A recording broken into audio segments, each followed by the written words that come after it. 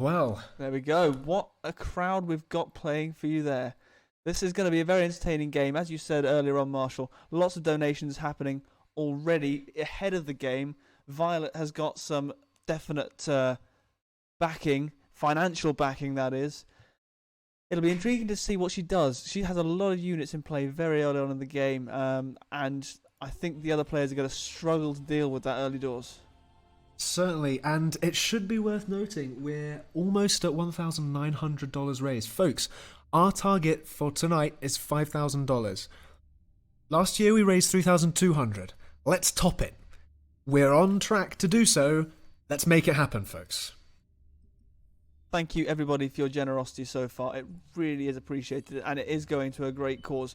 For those of you who are joining us for the first time, the AbleGamers charity is an organisation which tries to make games and computing accessible to those with disabilities, so those who are otherwise unable to use the traditional mouse and keyboard setup to get access to basic IT. So you are making a huge difference to people's lives with your donations. Please give generously, and as a double bonus, you get to watch units and explosions happen in-game in exchange. Indeed, and in this game, in yellow, we've got Matt Shadowing playing as a pumpkin commander that was recently added to the game at Halloween. It's got its nice own pumpkin icon there. It's very ominous, very spooky. 2 spooky, 3 me, or 4 me or 5 me. 5 me, 4 me. Again, casters not known for their mathematical prowess, or their ability to speak, it seems. I can't even say the word mathematical. Over in green, Killer Kiwi, ST clan, or I'm not quite sure whether the Kiwi is the clan or the ST is the clan. Either way, he has gone for the Legion expansion. As you heard in the pre-game speech there, he was one of the lead developers on producing this faction as an alternative to the traditional units available in the base game of Planetary Annihilation. It is a player-made mod available for download through the mod portal in Planetary Annihilation for those who are new to this game, owing to the Chrono.gg sale that's going on at the same time. Moving round, we've got Violetania from Down Under. That was completely the wrong accent, but I'm going to stick with it, because why not? It spices things up just a little bit.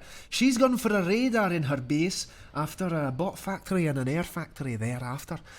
It looks a little bit of a strong opening to me, and she's already got a scout going down to the southwest where we have our last player in blue.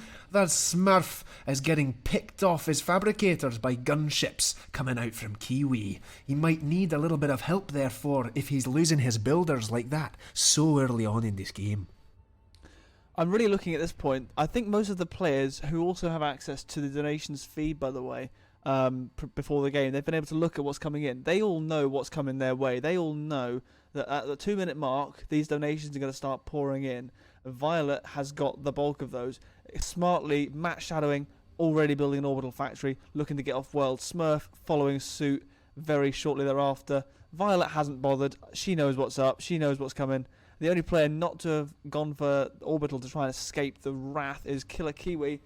I think he's expecting the Legion will be able to just stand up to this horde of donations which is headed his way very shortly. I'm getting berated in chat for bullying through a mistake. That wasn't bullying, that was comedic entertainment. Meanwhile, as you say, we've got some orbital stuff coming up from these players. Let's have a quick look around the system while there's not a huge amount happening on this planet. Next planet up, that one with the laser. Ooh, we have some landmines being given to Kiwi. That's nice from Zankar. That will come in a little bit. But that one with the laser, 5 catalyst game enders later on in the game will allow this to turn into a Death Star, essentially. And once that happens, it can just start zapping other planets out of the sky.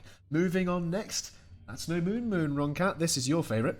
This is my favourite indeed. This is a very misshapen little space rock with plenty of metal on it and a few little pockmark craters there. Very featureless, very open. But ultimately quite defensible. Not a huge amount of metal on offer there, but it's free metal which currently no one else is sat on, and the aim of this game, for those unfamiliar with Planetary Annihilation, is to expand and to take on as many of these metal spots as possible. Those are your key resource in this game.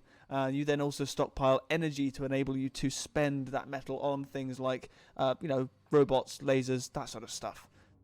And finally, moving on to Hello Neighbour, moving, as you see, very close past square one there, rather a little too close for neighbourly love, and it's got these cool little lava lake / water deposits all around the place. Quite a lot of metal on offer. The previous 2 games, this has been very popular with players escaping off-world, trying to take advantage of the high amount of metal, because the metal, as I say, is what helps them to generate their armies, which they are using to destroy their enemies. We can already see that matte shadowing in the lower picture-in-picture there. We can see some units moving through the orbital space. If I highlight them, a couple of Avengers there. But moving further out, we can already see some units are queued up. We've got a teleporter queued ready and an anchor ready to be built. I'm guessing that is Matt on his way. Yep, he's got an orbital fabber on its way. It's good to see these players getting off world. Kiwi now finally joining the space race a little late. These donations are very much imminent. 3 Hermes to Violet Arnia. 3 Hermes, which are the scouts, the orbital scouts. They can fly around and find out exactly where your opponent is anywhere in the universe. One is burying its head in the sand. I don't think it wants to do anything right now. I think it's a bit like Violet. A little bit tired. Maybe it just wants a snooze. Landmine's going down for Violet as well. This is the first of a lot. Oh, 2 Praetorians for Smurf. That's powerful as well. right there. These guys can build so fast, and they can do some real damage in an aggressive situation. Looks like only one of them is going to get allowed by the Puppet Master. Perhaps it was a misclick by him, but anyway. These guys are also a Legion, and Smurf, playing as the MLA or the original faction, now has access to Legion buildings via this Praetorian, so a doubly powerful thing. The Legion in general seems to favour a more defensive play style early in the game, but they have some very significant heavy-hitting units in the late game. Lots of donations pouring in here. That's a Gustav large artillery piece being dropped in there for Violet Arnia. More, oh goodness, horseflies, right, horseflies. We see these in the last game. These are like the A-10 Thunderbolts of Planetary Annihilation. Those of you familiar with those, they are very, very good raiding aircraft. They've got some very, very aggressive guns on the front, and they can basically charge straight through the enemy's base, take a lot of damage, and deal a lot back without being shot down. We can see them doing just that over on the North Pole. There is stuff being given on the other planets, and we'll get to those in just a moment. But you can see the power of these horseflies here, taking out that expansion from matte shadowing very, very quickly there as Violet just streams into the old base and will continue to peck away. Matte shadowing has moved off this planet with his commander, so he is safe from sniping at this stage in the game. That doesn't mean, however, that he's out of the woods later on, especially with all of these donations that Violet is getting. She's even got one on Hello Neighbour right next to... Oh, no, that's Matte Shadowing. He's just been given a load of kernels. Never mind, but I'm fairly sure she did receive something over there. She did. She's on the other side of the planet. A kernel has been planted for Violet. I don't think she's seen it yet, but it's been planted right next to an advanced power catalyst, which is a very useful building. It produces both metal... correction, no, that builds its large amount of energy, but they are... very volatile, and so when those explode, they'll take out anything in the vicinity, that kernel included.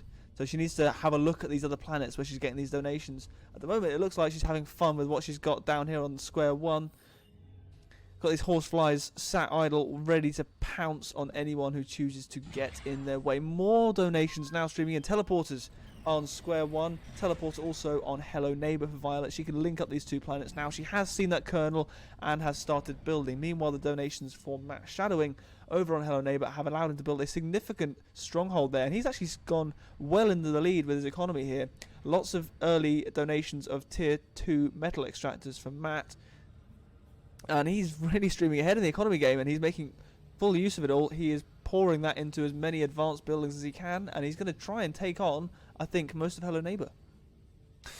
That wouldn't surprise me. It's been the favourite in the past few games. Let's have a look on the other planets, though. That's No Moon has a lot of action going on it. Killer Kiwi moved his commander over there with a Chariot Legion orbital transport unit. He's built a teleporter and he's migrating some units over there. Meanwhile, there's a teleporter from Violet, which was donated kindly. Smurf looks like he built one there from the orbit. Got a couple of fabricators down there, establishing a base. Meanwhile, again on the other side, Matte Shadowing being given 2 kernels, building all these air factories, getting up a radar. He'll be able to have nice coverage of that hemisphere, which is really good to know in advance who else is on here. Unfortunately, he won't see anyone, so he can only assume that Smurf is on this planet because of the the blue orbital units there, which are visible by anyone in the game. Anything in orbit is visible by anyone in the game at any time. But with the presence on these planets, Killer Kiwi's commander needs to be careful. Because again, in this game, the moment you kill a commander, that's it. You're out. That's some very kind Omni-Silo donation there for Violet. She now has got more storage. For those unfamiliar with the economy in Planetary Annihilation, it is a streaming-based economy. Instead of stockpiling resources and spending them, players base their entire decisions on inputs and outputs. I'm going to pause my description briefly to bring you some commentary on Matt Shadowing sending in a small bot force to raid Violet's base over on Square One. It's got some very well-placed turrets there, absolutely rinsing those poor docks trying to get in close. That's an absolutely disgraceful turret. That arsonist is very powerful indeed. Oh. And the streaming economy, as I was saying, is where the players have to try and balance their inputs and their outputs. If they are producing more than they are using, then they will be building at 100% efficiency. And if they continue to build more and more without producing the sporting economy, they will start to produce at lower efficiencies, that is slower build speeds. So everything will just start to build that little bit slower, and you could absolutely crash your economy. In the top left, you can see Smurf has crashed his fairly hard. In fact, all of our players operating well below the 50% threshold, with the exception of Violet. And they are, as I say, this is the impact this has, is that everything builds at half the speed. So the total amount of metal coming in is what really defines how much each player is able to do. Back over on Hello Neighbour now, let's have a look at how our players have developed. Matt Shadowing has really quite a nice base going here. He's got a lot of air fabricators, which of course can traverse any kind of terrain, gets them around the planet very quickly if you want to expand to all of those resource nodes, and they'll do just that. They do cost a little bit more in the way of power usage and drain though, which at the moment he can afford because he's floating in power, the blue numbers, as WrongCat explained a few moments ago. And we can see the other air fabricators doing just that. Again, Violetania on the other side of the planet there in red, with 3 vehicle factories and an air factory, a little bit of eco, and a few fabbers floating around. Matt Shadowing has found it. And it's now a case of, can Violet hold this beachhead with that kernel and a few vehicle factories? Lots of donations of economy buildings coming in for Matt Shadowing, which actually is a very useful donation indeed. Maybe not quite as exciting as some of the other stuff. 2 kernels also dropped in as well. He's got some very generous donors somewhere out in the audience tonight. And all these economy donations are allowing him to build up a decisive lead over his opponents. He has got more than double the economy of anyone else in this match right now. 2 kernels, in fact he's got 4 idle kernels currently sat in the base on That's No Moon, and he could really be putting those to good use. That said, he is making full use of all 700 of his metal economy so far. We can still look at Kiwi's base here on That's No Moon. He's starting to move out with his units there. They've got a little bit of mobilization. Are they thinking of going and attacking Violet's little base here? Let's have a look at what Kiwi can actually see on this planet. Kiwi, with an advanced radar in the base, can essentially see everything on this planet, as long as he has the power to do so. He can see a few blue units, and he can see some red units in the not too distant, and not many of them at that. Therefore, that looks to him like a prime target for attack. And ooh, some necromancers to bring up the rear. These guys, you don't want to be too close to them. When they pop, they deal damage in the surrounding area, but they can spawn boombots. Well, look at this now, as Kiwi pushes in and absolutely annihilates Violet's base on this moon. So unless she can send some reinforcements through that teleporter, that's it for this base.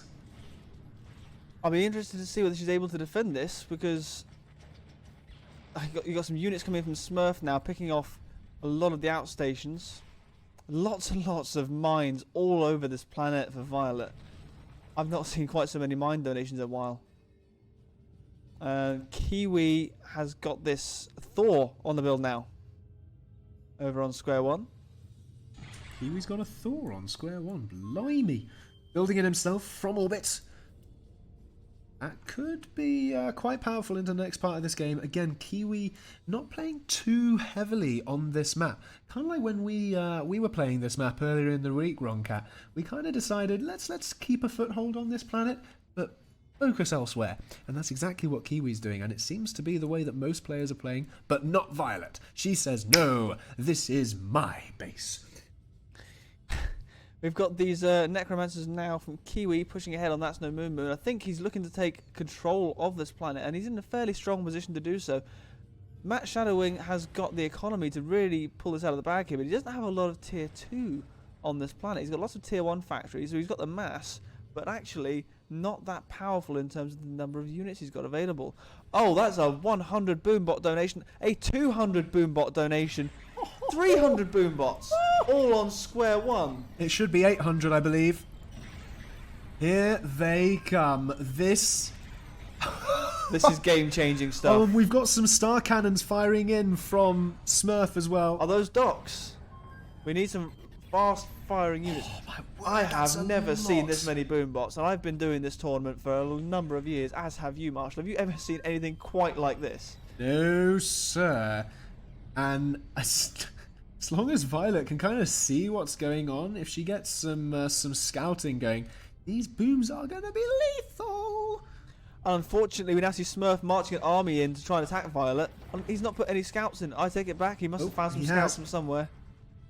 He's got a radar there. Oh no, a combat fabricator vehicle. That'll be the one. So, mines are invisible to most units. There are a few units who can see them, and if you can, then obviously you can shoot them from a distance. Otherwise, any units which go across... There come the boombots. Violet's finally noticed that she's got them. She's pulling them all back into the middle of her base to try and figure out what the commander has called them home, swarming around the commander there. Wow. Look, this is absolutely outrageous. This is like watching an ant farm in fast motion, isn't it? It's ridiculous. And more units still coming in. Violet has these Imperators as well, ready to defend against this force. She has so much stuff, and yet the commander is kind of out in the open there, it seems. What is she planning on doing with these boombots? I've never seen this many boombots all swarming together. That's very impressive. There's a Gustav there, defensive piece of artillery. That should help to push away those blue Smurf units. Well, I say that, they've actually mostly got anti-air left there now. The other Gustav has just taken them out. They've actually got a little bit too close, and they're in range of Violet's defensive artillery units. Let's have a quick look around the rest of the planet, though. We haven't done a huge amount of looking on the one with the laser. Matt Shadowwing has a lot of air over here. He's kind of keeping his little base to himself. He doesn't want to make it too known to the other player on this planet, Smurf, that he's sat over there, biding his time. That's what a lot of people do when they move to a new planet, is they'll bide their time, build a little enclave to sort of critical mass where it's not easily repellable, as it were, and then strike. Meanwhile, though, Smurf on this planet doesn't have a lot, really. He has a kernel, a teleporter, and a singular air factory. That's not a lot to me. And here we go, mobilizing right now. Matt's Shadowwing, realizing he's got what it takes, bringing in the bombers, going around all of these metal sites. And that's going to knock Smurf back a little bit, especially considering Smurf is already stalling on metal really quite hard. We've had a very good donation down on That's No Moon Moon right now. Lots of landmines being dropped in for Matt Shadowwing, and we've got an aggressive force from Kiwi that looks like it's about to push towards Matt Shadowwing's base, but I don't see anything in there which can see these landmines in front of him. He's got them kind of hovering at a distance here, but if he decides to push in, there's a very real chance they could walk right through the middle of a huge field of landmines and be absolutely destroyed. Bombers still coming in on that one with the laser. Flying over a kernel, that just shows the power of the AA of that kernel. It was ridiculous. Back over to That's No Moon Moon, though, as you were talking about, there are all of those landmines. Absolutely disgusting. And Kiwi's commander is still over here. He hasn't got a lot going for him. He's got these necromancers, which he should really, by rights, keep building booms with. And he's not really got anything else going. Square one, he's kind of still monitoring his base. He has completed that Thor, and it's kind of sitting around doing not a huge amount. And I don't think he has anything on Hello Neighbor, but that's not the point right now. We've got movement on these Imperators from Violet, finally seeing some really good use of Imperators there, taking out an orbital fab, using the drones to come down and raid all of this mechs, forcing Smurf to use his star cannons. What is he launching with those star cannons? That's the important thing there. If he's got anything there which can shoot into the orbital layer, then great. If not, he just launched them straight into the open jaws of those Imperators, which are absolutely savaging his force. The drones and the motherships both peltering those poor Scorpions down there being picked off. The Air Force largely dealing with the drones, but the Imperator's still absolutely unchallenged. There is an umbrella there from Smurf, the anti-orbital laser, which can fire up into the stratosphere to deal with this threat. But there's enough health on these Imperators that they could really just tell that where to go. Although looking just to the south there, Smurf, with a commander kind of in the open on the south side of his base there, that could be a potential problem. He's trying to get up some umbrellas in his base. He could do with a few donations here of some umbrellas anti-orbital, because Violetania with those Imperators seems to be in a really strong position on this planet. I think if he's able to build enough umbrellas just to keep himself safe from those, he should be fine. Violet, what has she done with all those boombots? They're all just sat there in her base. I'm surprised that she hasn't just ended someone's... there's enough exposed commanders over here. If those boombots went running around the planet, could you imagine the devastation they would cause? However, as far as I can tell, the only person with their commander left on this planet is Smurf. He is vulnerable here, though. Looking on the southeast of Smurf's base, we have that Thor Titan from Kiwi finally making an appearance. Look at this guy. But as with the last game, what does the Thor Titan not have? Anti-air. Anti-air.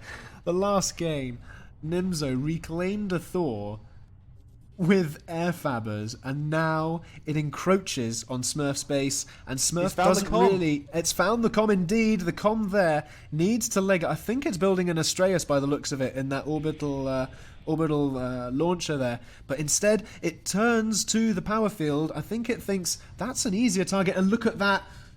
Oh, wow.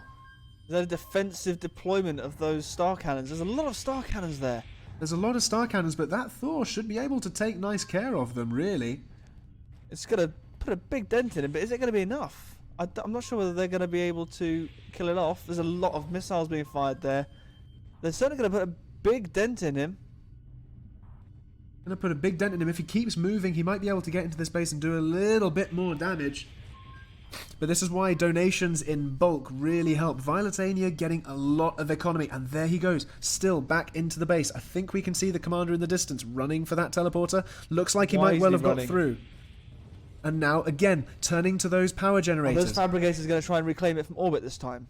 Do you is that what we're about to see here? I honestly don't know. There's no way.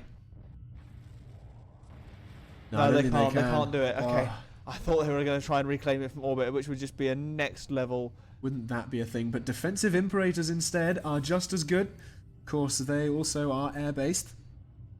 And they will be doing just that. That thing takes a beating, though, doesn't it? He's shrugging all of this off and slowly walking towards that commander. And there's not a lot Smurf seems to be able to do at this point. His economy is just not big enough to produce anything to counter this.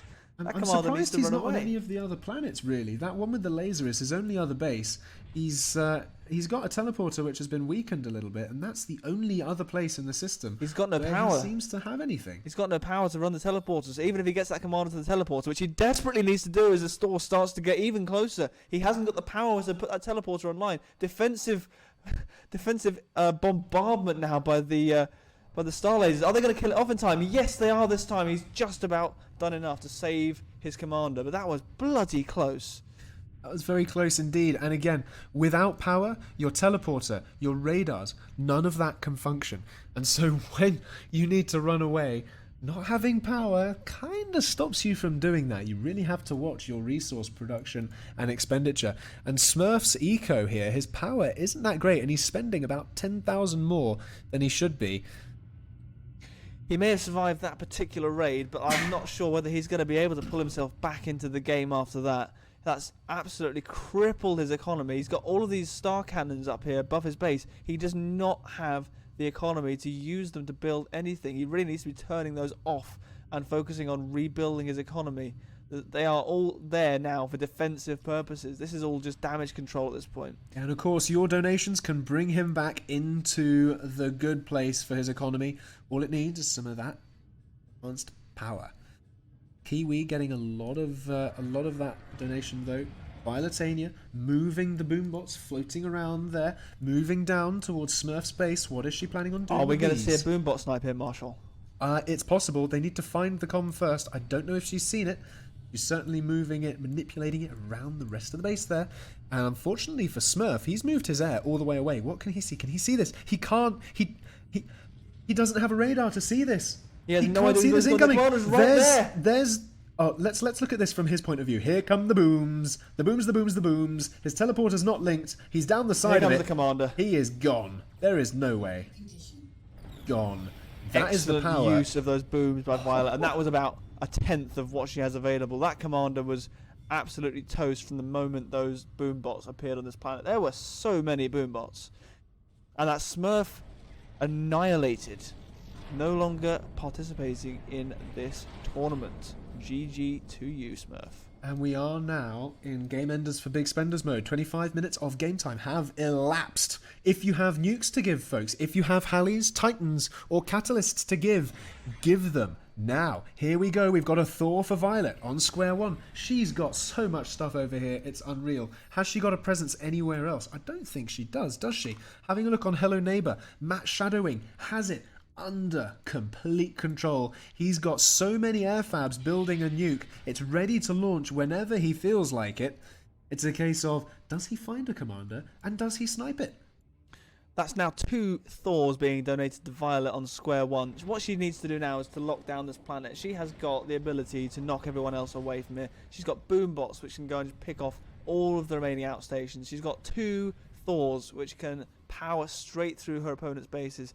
She really needs to get in here, clear these guys off, and take this planet for herself, because her economy is falling behind. Well, he's falling behind, and I'm just having a look at this little skirmish over here on That's No Moon Moon. Matt Shadowing posturing with his entire army there. Meanwhile, Killer Kiwi with all of his artillery. Nice and defensible here on That's No Moon Moon. Also building a Thor again, running out of metal though, is trying to stave off the inevitable approach. Kiwi could well do with some additional donations, folks. Get them coming. He needs some units. Ideally, in this instance, I would have to say a Zeus Titan. Meanwhile, I was wondering why Matt Shadowing has suddenly got so much more economy than anyone else in this game. It turns out he has had Hello Neighbor all to himself for some time now. And I'm not sure if you can see this ping here, Marshall, but he is building a nuclear missile launcher and a nuclear missile in it. The nuke has already fired, that's why. He's fired it already. Where has he fired it to? He's fired it to That's No Moon Moon. Kiwi needs some anti-nukes, and he has some. But they don't cover his entire base. If Matt Shadowing is careful about where he places his nuke, Kiwi can't defend against it. Let's have a look at what Matt can see. He knows where the anti-nuke is, so he will have fired that nuke on the front lines to kill off all of this artillery just out of range if he knew how to fire nukes. We'll find out in the not too distant as the nuke is arriving now. Where is it landing? Directly over the anti-nuke launcher, shot down instantly on entering the atmosphere. Better luck next time. Doesn't matter though, because he's got another one ready to go in about 5 seconds time. He's fired it already. No way. Is he just... He's fired it, and he's ready for another one. He's got so many fabs building over there, and Kiwi, I think, knows what's up now. He's assisting those anti-nukes. I don't think he can system out fast enough. Kiwi needs your help, folks. He needs something to deal with Matt Shadowing. Matt Shadowing also now has a Titan on That's No Moon Moon, which is pushing in, and it has such good range here. It's getting pelted down by Gustavs on the noggin. That is absolutely outstanding. Those Gustavs are brutal. Look how much damage those are doing to that Thor. And in come the units now. The boombots against the tanks. Boombots, as we've said before, are pretty damn good against tanks. Not quite enough numbers, though, against such a massive tank force. But the Gustavs are just pelting away. 2 nukes now in the orbital sphere. I don't think Kiwi can continue to defend against this. We've also got a tier from Matt Shadowing, an orbital laser unit. And it's absolutely going to decimate this base. Another nuke lands. It gets antied. Another one is about to arrive. Here we go. It arrives on the front lines. It's just managed where I to land said. outside. The Gustavs are gone. It's gone. And now he can push in. Kiwi has the Thor in defense, but we're about to see the arrival of the tier, and that will come over the top of the commander. There's not enough anti-orbital here to stop this mining drill laser of doom as it starts to drill. The commander there running for the teleporter, but there's not enough for this tier. The tier starts to damage that teleporter. Will the commander get through? It's going to be so knife-edged close. I think he might just about make it. No, the teleporter's gone! And Kiwi is out of the game. The tier showing its power. Matt Shadowwing looks dangerous. Violet needs your help after all, folks. Matt Shadowwing has such an advantage in this game. 2,198 metal versus 413. 1,100 army units against 589. Pretty much double plus extra in every way. Violet needs some help. And that could come in the form of some Hallies or some lasers, but she needs something on other planets, and it seems as though she's really lost the ability to keep control over all of these planets here. I think Violet's time difference starting to show here. 3 energy drinks maybe not enough to keep her going. She does have a tier that's been donated to her in the orbital layer here. She really needs to push out and just get rid of the last remaining enclave of Matt Shadowwing over on this side of the base. She has really got an uphill struggle on her hands here, folks. If you want Violet to be able to do something against the wrath of Matt Shadowwing, you're going to need to do something very drastic. You are going to need to have, I suspect, very deep pockets indeed. But if it's worth it to you, if you want to see Violet playing in the finals, you are going to have to dig deep and dig soon, because I don't know how much longer she's going to have left with these machine gun nukes, as someone commented in the chat, firing out. There's that's so much build power on a single nuke launcher. I think that's probably about as much as I have ever seen on a single nuke launcher. And, dare I say it, Marshall, that was probably the closest shave I have ever seen a commander have with a teleporter. Again, since I've been commentating on this game for a number of years now. It was very, very close indeed. And we can see the counts of the units there. We've got 63 T2 airfabs and 122 T1 airfabs assisting that nuke coming out. Violet needs, I tell you what Violet needs, she needs, I reckon, 3 Zeus on Hello Neighbor will be enough, because there's no anti-air around this commander, and there's not actually a huge amount of interceptors here. Yes, they're kind of all split up, but together 3 Zeus will be able to really make a dent here, but it's a case of, can Violet actually control it? And, well, remains to be seen. Square one, she's still receiving donations. She has expanded really quite nicely here, almost knocked Matt Shadowwing all the way off. She's using so many Titans in on his base now. She's got a Thor coming in from one side, 2 Zeus coming in from another, but she needs more Zeus on Hello Neighbor, and some nukes incoming now from Matt Shadowwing. Where are they going to land? And does Violet have any anti-nukes? She does not. Over her commander and her base, she has none. And Matt Shadowwing did have an orbital scout, so he probably sees where this commander is. And we can now see an anti-nuke being rushed up from Violet. Is it going to be enough? That one is not going directly on her commander's head. That's 1 nuke down. Another one inbound. Another two inbound. And that's Where going to do be you curtains. think they're going to go? I mean, would you win the game if you could? I think that's it. That's the end there. That is right there.